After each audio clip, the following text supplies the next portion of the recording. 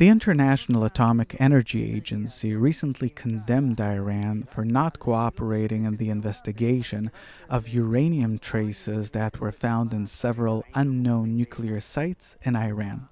In response, Iran decided to disconnect the agency's cameras. There are about 70 cameras. They already disconnected 27. And this, of course, increases the tension between Iran and the agency after months of trying to revive the nuclear deal. We, the Israelis, we're constantly worried about what will the world say about us, no matter what we do. But the Iranians, they don't give a damn about anyone. Why can't we be like that? Because you're not an Iranian.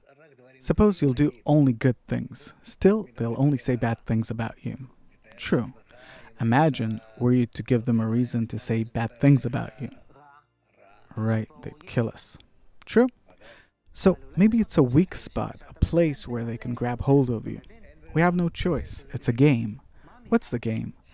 That we really need to get blows and to be treated badly until we straighten out properly toward the upper force.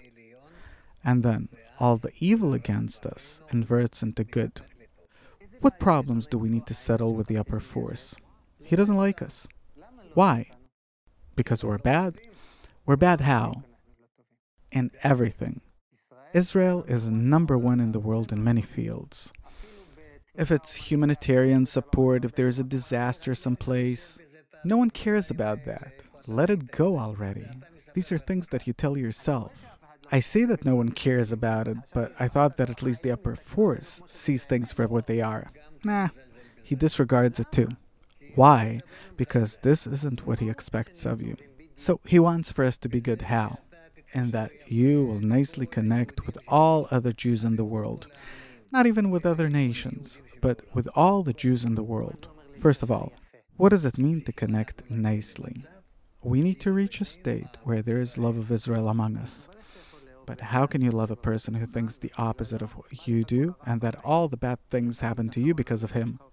Your kids, they need to go to the army because of his ideas. Sure, I can't connect to you. Sure, I don't want for you to rise. I want for you to leave the country. I want to break you. Because I think that you're responsible for all the problems in the world and you think the same about me. And that's why there's a constant rift between us. The more trouble we get from the outside, the bigger the rift on the inside because things are getting more dangerous. So how can I feel that I love you, that I this, that I that? You need to go by the upper sentence, which is what? Love another as yourself. Regardless of who's right and who's not, regardless. So what is this love based on? We're all a part of the same nation. We're stuck together, more correctly put.